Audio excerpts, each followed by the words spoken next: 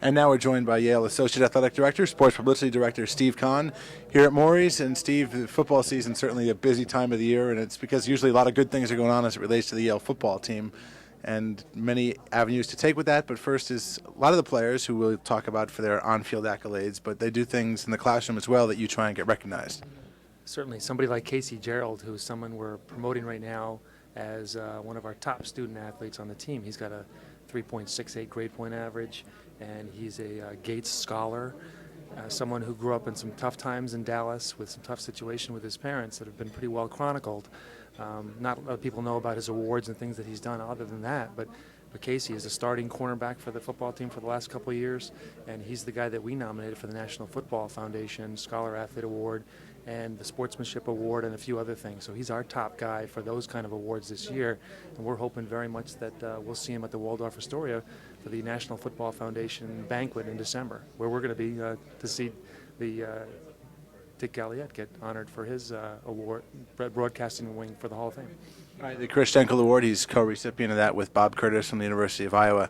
And this week you were a little extra busy because the Yale defense was almost too good on a certain play, and then we'll bring fans inside the scoring life, and it was a Joe Hathaway sack that wasn't a sack because there was a tackle afterwards. So let's get into that a little bit. Well, it's a tough situation. And obviously, when a kid does something like Joe Hathaway did, when he sacks a quarterback like that or throws the quarterback down, the ball happens to be loose and picked up, you know, people assume that it's a sack, and a lot of times it is.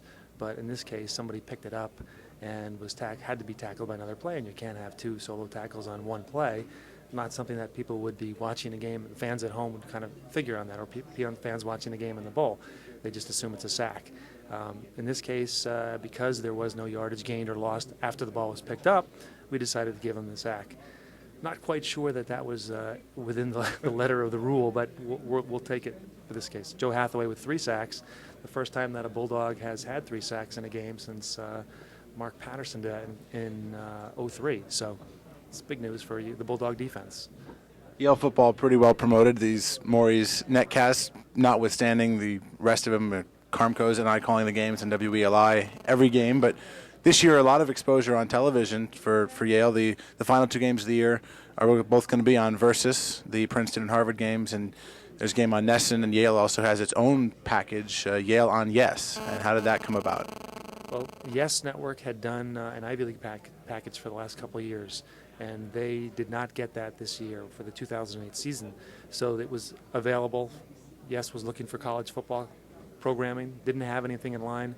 I was talking to Mark Laplace, who's one of their executives there, and he said, we like the idea of getting Yale on sometimes this season. Can we talk about a package? And we figured on 3 games and worked out a great deal with them, and it's a fantastic opportunity to be on the Yale on Yes. I mean, it's perfect. The alliteration is there, and the Ivy League, they really wanted to do league games.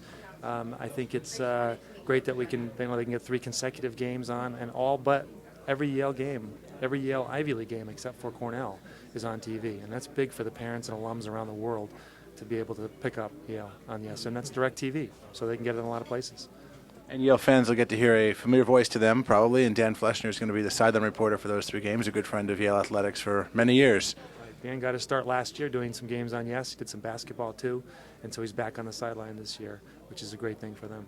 Steve, last question before you go. You've got a football background playing at the University of Miami, and what's your take on this year's Bulldog team?